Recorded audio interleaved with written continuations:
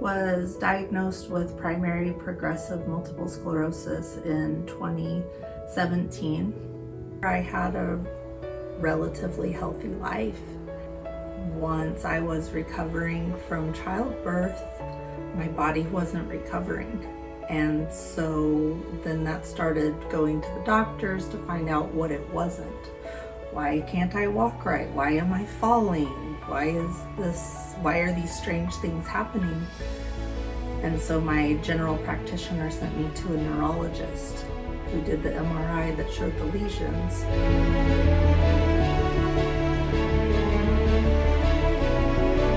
It was both a relief to finally have an answer of what was going on with my body, my life, but it led to so many more questions that couldn't be answered. And just the confusion, the fear, the worry really took over. We were scared, my husband and I. I was a teacher, I had a classroom, I had an infant, I had a husband, I had a dog. I have a life, I have friends. I don't have time or room for multiple sclerosis to mess up my life.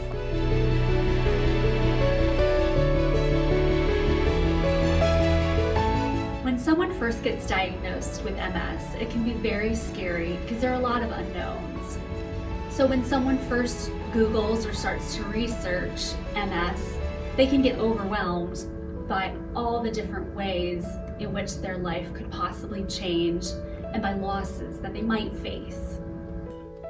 I did go into a very deep depression of, focusing on everything that the disease has taken from me. And I had just left my career. I had been teaching for 12 years. I'm 43 years old and now I'm on disability. I needed something to fill my days, to go from working full-time to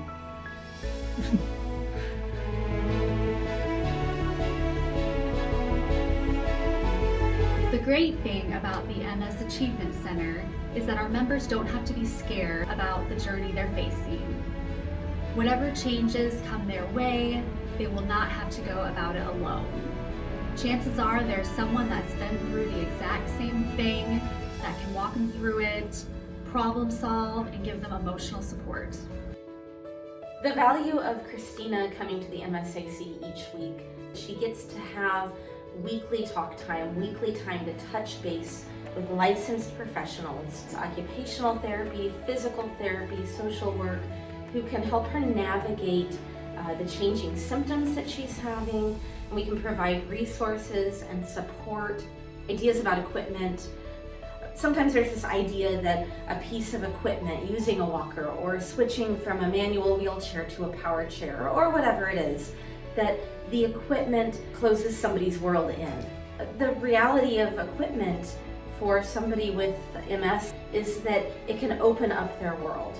The MSAC and the people there have helped me come to terms with that and be able to not see it as a detriment, but to see it as a tool to help me. If I can conserve energy and not be as fatigued, and that way I can give my best self to my family, my friends, my loved ones, then we're all better for it.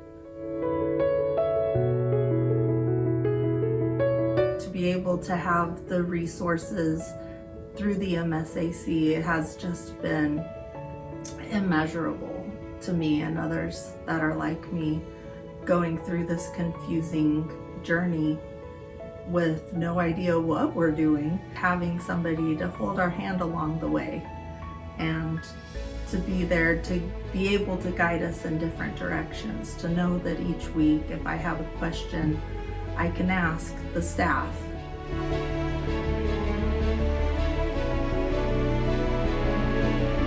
Getting to know the people and not just seeing the apparatus, actual people that had names and faces and families and histories and loves and interests in wheelchairs, using rollators. We are people, we're still the same people that we were, just might come in a slightly different package now. The MSAC definitely helped me return to being a human instead of a disease, and I'm very grateful for that.